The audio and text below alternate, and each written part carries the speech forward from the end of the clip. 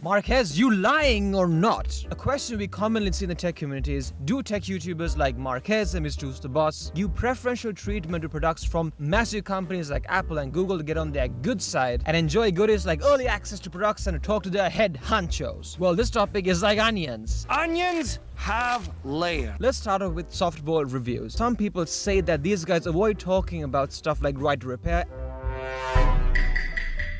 and the darker aspects of these companies like the labor violations and all sorts of unethical business practices. Well, Marquez has brought up right to repair multiple times and has taken the right side in many of these issues. He does call out Apple when they get things wrong and sass about the Magic Mouse right to Tim Cook's face. The Magic Mouse. Ergonomics. Well done. Okay. And with Mr. Who's the Boss, he said the Pixel 8 was a good phone but wasn't worth buying at the time. And he also called out Samsung for taking his reviews out of context. I'll give you an example. Late last year, I made a full review about that Galaxy Note 20 Ultra, and I titled this video, The Perfect Samsung. And what I meant by that, which I explained in the content itself, was that this was a brilliant phone, but it was let down by some of the fundamental problems that Samsung phones in general have. So I was kind of surprised to see that a week later, this title was sitting on Samsung's homepage. The Perfect Samsung.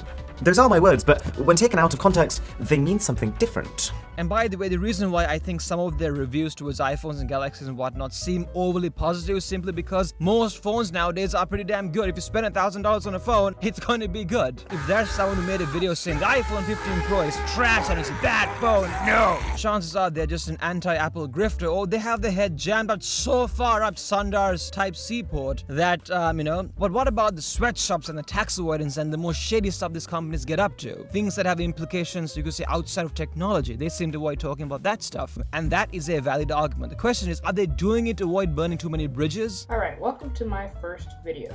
You. Or is it because their audience, including you and I, don't really care about this stuff? For example, everyone likes to complain about how Amazon mistreats their workers and makes them piss in jar, and that's true and that's horrible. But 1/3 of the United States has Amazon Prime. But despite knowing all of that, we give them extra money to get deliveries faster and to watch a TV show about a guy with mummy issues. By the way, I'm not here preaching on my ethical, moral soapbox, looking down at you peasants. I engage in this stuff as well. And I don't think people are evil for being a bit oblivious and not really caring. We don't really have the time and energy to really, take initiatives to fix this stuff. That's why we pay taxes to the government so they can do it, but expecting them to care about anything that relates to us is almost insulting to our intelligence. Do not come.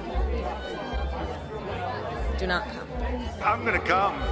Perhaps it's the same for them as well, because ultimately their job is to review the end product, not to sort of go up the supply chain like some kind of investigative journalist. Or perhaps they do bite their tongue on this issue so as to not, ruffle any feathers. I am not saying that this is going on, but it could be. But now let's talk about something super interesting, which are these interviews. And these interviews sort of lie on a spectrum, because on the one end you get, sort of interesting interviews where you get sort of unique perspectives. For example, when I remember Marquez asked Craig about the calculator up on the iPad back in 2020. So those things I would say are interesting, they're nice to have, it's better than nothing. But on the other end of the spectrum, and you know who these people are, okay, I'm not going to say, it's total corporate glazing. It's all just, oh, you're so great and you care about humanity, and it's like, it's just so nice, and it's basically just, Craig or Tim or whomever interviewing themselves. It's free advertising, and I really despise those because, I think it's kind of insulting for the YouTuber to do this because you're allowing this gigantic company to turn your YouTube channel into their own personal biatch. But the one thing that all these videos across all the spectrums have in common is that the interview videos are usually a lot more sanitized and controlled compared to the usual content. I've never seen a tech YouTuber criticize the actions of a CEO or actions of a company in front of the CEO the same way they would criticize their phones in a normal review. So ultimately,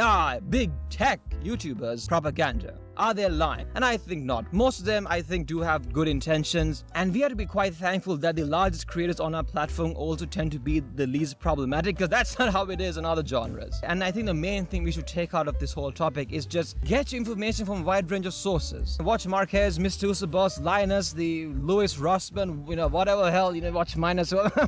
You gotta trust but verify. And just know that when you see a YouTuber get early access, some kind of special treatments or interviews or whatever, just know that there's no such thing as a free lunch. I want to know what you guys think of all this. Let's start a conversation and a debate. Check out why the Cybertruck I think is overhated. Make sure you like and subscribe. See you soon. Bye-bye.